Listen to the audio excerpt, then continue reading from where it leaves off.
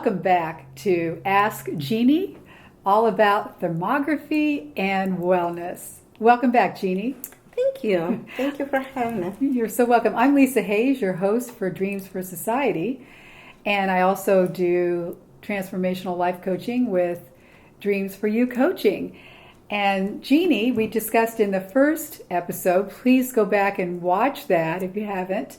You'll learn all about Genie and her journey from the Soviet Union to the United States in 1990 and all of her accomplishments since then and in the Soviet Union. And we're so blessed to have you in the United States, Genie. Thank you so much. It means a lot to me. Yeah, it's just amazing that we were able to get you and all of your gifts with thermography. So today we're going to talk a little bit more about what we didn't talk about in the first segment, the first episode, about the process.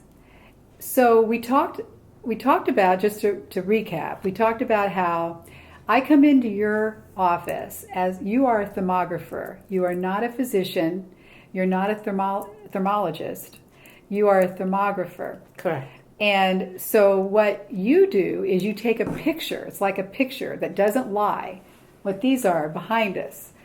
And it's very preventative. It's a great way to stay well through prevention. And so can you go through a little bit about, if I walk into your office for the first time to get this thermal imaging, right, where do I go from there?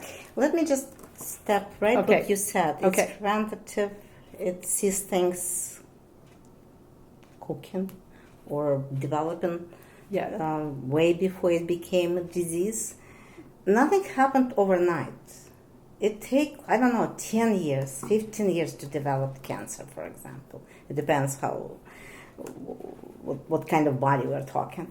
But so the first part of any disease kind of happened in darkness and quietness. Okay. And that's what thermography can pick up. It can pick up inflammation in the body and kind of understand what are the roots of that inflammation, what body is doing, and monitoring that. Okay. And it's not just like, thermography is the only test that is monitoring your health. All other tests, including ultrasound, are looking for disease. Okay. There's a big difference between that. Huge. Okay, so you showed up, and I, bring you to the office, and we're sitting down and talk about your health history. And you're acclimating, is that the right? Acclimating. Close enough. Acclimate to the room temperature. Right. And I actually like to give people like sarong, like there are my models. Okay. I'm not paying them for that. So, and we're sitting and going through the health history. It's extremely important. Yeah, she gives you these little gifts. They're cute. They're like, little scarves, sarongs. Yeah, so sweet. But what is important to me, because the doctor, thermologist will not see their patients. They rely on my eyes, on the way we put health history together and the imaging. Again, I'm perfectionist because I'm a mechanical engineer.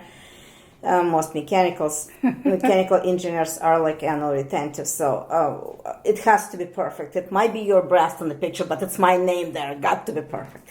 So, yeah, you want to make sure that the pictures are as accurate and detect as much as possible. Exactly, and the doctor, thermologist will analyze your study, having two images, like let's say two obliques, right in front of them, and I make sure that they're totally symmetrical. Right. That they can see the differences. We're talking about symmetry, asymmetry.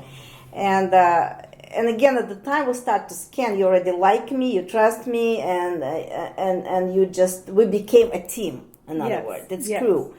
And we have like a divider, so you change or whatever, and we'll start with like just the part of the body, like head and then neck. And seriously, with my accent, sometimes I'm questioning how you guys capable of understanding me. And I can say, it's not. And the woman just turned like 1 degree, and it's like exactly what I want doctors to see. And I said, oh, thank you. Yeah. So, and then we'll start to scan, and it takes time. Now, let me ask you this, though. So I stand up, and it's like a camera that's on a tripod. Yeah. And so there's no invasiveness. There's no squeezing the breast like a mammogram. It doesn't touch you. It looks at you. It just looks like you take a picture from your cell phone. Yeah, pretty much. Well, the pictures has to bounce back from you. Right. This one just read your thermal pattern. Right. But just as non-invasive as a picture, somebody taking a picture of you me. You can do that every day. It doesn't affect you whatsoever. Right. You can afford to do that. I usually say, get it into your toolbox, the annual scan that will help you to monitor your health. So what's the cost investment here? Because you don't want to just take one thermal image, right? Well, we do what our clients want us to do. Okay. We educate them, but then, it's not free. And different offices have different prices. And they kind of there's a standard images we do. We can do like breast, we can do like half a body, like full body. Right. It's whatever you choose is right for you. Maybe you can't afford full body. Let's do whatever you can afford. What would the average cost of one full body thermal image be? In Indianapolis, it's about like $200 for just breast, let's say. Okay. And then you're going to have that, and 3 months later, you're going to have another thermal image. Correct. Which is... To stimulate people, we're given discount for that second one. Okay, and it's very important to have the first one and then 3 months later the second one for the physician who's going to be analyzing these thermal images and making a report along with the health history that you provide him or her, so that he can report back to you what he sees based on the history and on the images. And he has the initial report, the initial scan that he can use or she can use for comparison. So the second breast scan, done in 3 months, is called baseline. It's just for breast because there was a belief. Remember the chart I showed you? That breast cells, breast cancer cells, doubled every 3 months. Oh my goodness! So they really see the development. We mentioned that in a previous talk that it's kind of like noticeable. It's not screaming bloody murder, but it's noticeable. So it could be, if there was something going on, it could be a double effect. The 3 months later, you can really, doctors can see the bigger. The warmer spots. See if something has doubled, then there's something, maybe a red flag here. Then the question is, is that something What's developing? that mean? What does that mean? And that's why health history is extremely important. What happened during that 3 months? Okay, so there's a lot of stress in your life. Maybe exactly. So I would encourage everyone to have two initial and the baseline, because it kind of put your health in perspective, in a piece, okay, then I'm just monitoring. Right, then you're just monitoring. So you'd go back once a year to monitor. Right.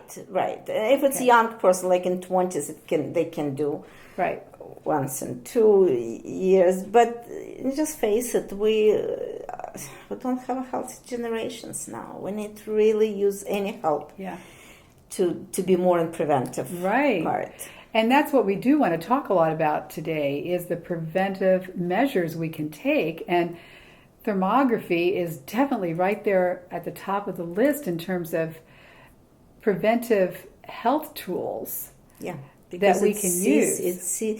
Changes in physiology precedes changes in anatomy. Okay, changes in physiology precedes changes in anatomy. I'll teach you English. Let's break that down a little bit for the viewer. So the first thing that when something is going on, any stress, it really doesn't matter what kind of stress. It doesn't matter for a body whether it's mechanical, emotional, nutritional, or mechanical, emotional, nutritional, like men, right? All problems are in men. Love it. But mechanical, emotional, and nutritional. Stress, MEN. Okay, you'll remember But that. Since English is not my first language, second, third, plural to me, it has to have S in the end, right? So it's MENS, mechanical, emotional, nutritional, spiritual stress. Okay. Stress is stress, and body reacts in a predictable. It contracts muscles. Okay. So I usually say when I wear the hat as like naturopath and people ask me, so where should we start? I said, let's get balanced structurally.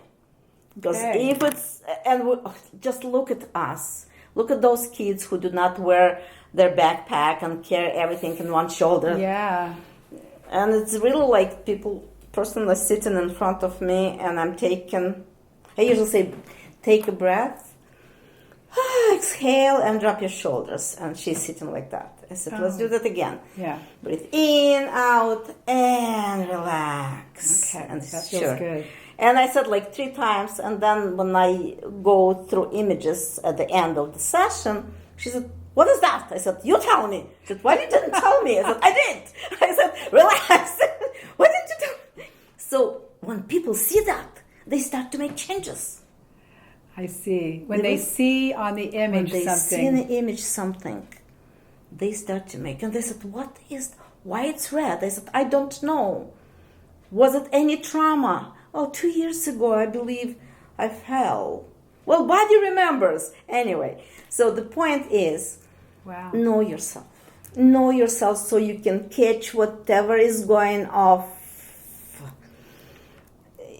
Well before the anatomy changes. Because when the body screams at the end of the day with cancer or Alzheimer's or anything that inflammation can cause, catch it before it's way before that.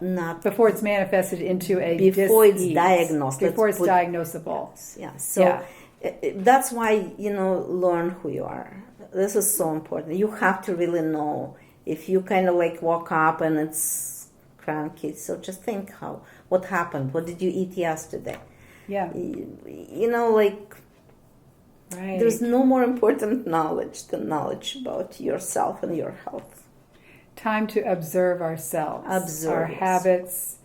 And that kind of gets to, in addition to knowing yourself, gets to recording what you were saying in the first segment episode. Would be nice for parents to document the first 30 years of their children's lives. Well, as long as they can while they're living together. Yeah, so that they have at least a really true history. They would know where is the weakest link. Yeah. Because everybody has a weakest link. Right. You show me the person and I'll show you the weakest link. Yeah. And so the weakest link, the organ under stress or system under stress, requires more nourishment and it produces more waste. So we always need to nourish our weakest link. What would be an example of a weakest link? Can I use you as an example? You can use me as an example. I might find something out about myself here. Through Genie's intuition, we didn't have we are all different. Again, look how differently we act and we look, Right. And even like the way we talk, vibrations of our voice. Yes. All this is information. Mm-hmm. Interesting that in Tibet, at least that's what I read, when monks who are doctors, when they see their patients first time, they actually do not see them. They spoke with them through the divider. That's why I don't have scheduling. I want to talk to people. Right. I want to see if they are my clients. Not everybody is my clients. And I'm not for everyone. I mean, I take time. They might find it offensive, like it's too long of the session. So it really has to be a team, so to speak. So my statement, remember when I said that whatever God gave us extra, there's a price tag to that. Like you have 2 thieves. Okay. One thief is your gorgeous eyes. Okay. They are large opening. So this would be considered a weak link. My eyes. Well, your eyes required more maintenance, like you mentioned last time. More maintenance because it's large opening. They are. I'm not saying they see more, Okay. but they're exposed to more lights, let's say, or more whatever. Right. So, and there is a simple way to talk to our eyes. Okay. Well, for one, we can check them in the morning, like when you lay down and you check the size. And one is larger than another. Then you start to think, why is... See, my favorite letter in American alphabet, English alphabet, is Y. Because nothing is just has no reason. There's always reason. She loves me. We got our little mascots here. Loki, my cat. Right. She does love you. Yeah, and I love her too. So you have to find a source of stress. Okay. So first you need to know about your eyes.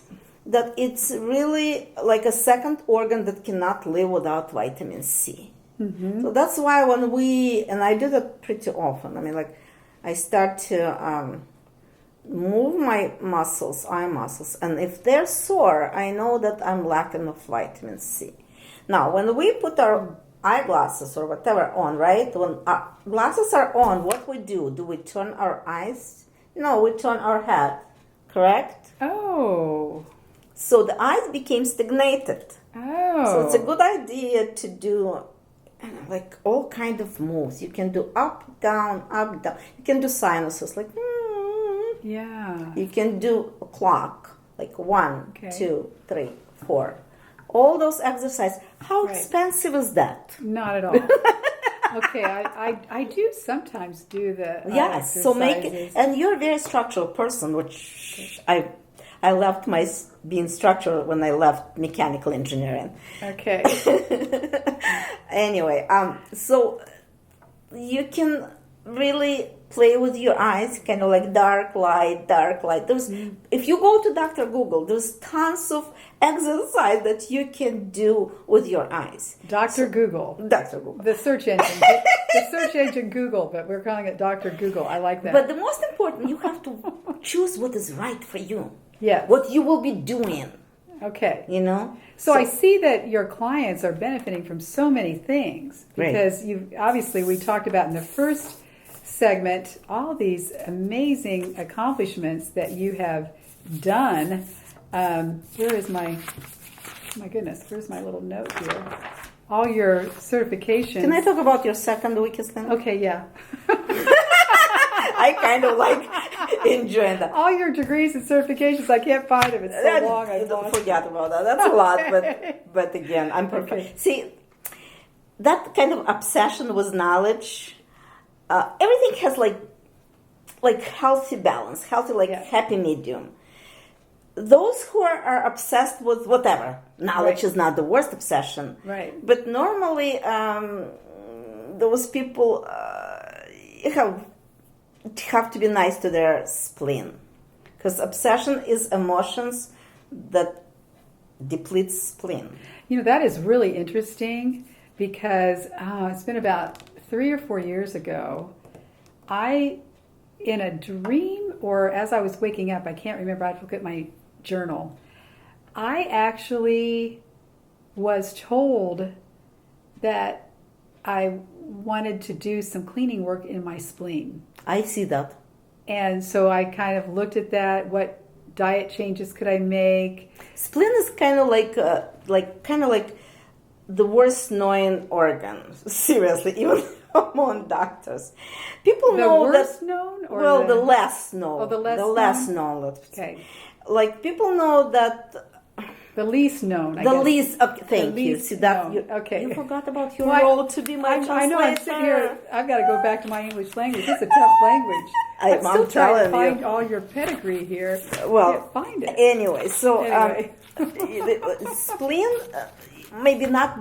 Spleen is not very pretty organ unless you happen to be another spleen, and most people know that they can live without spleen. If something happened, you can, but not as long and not as good.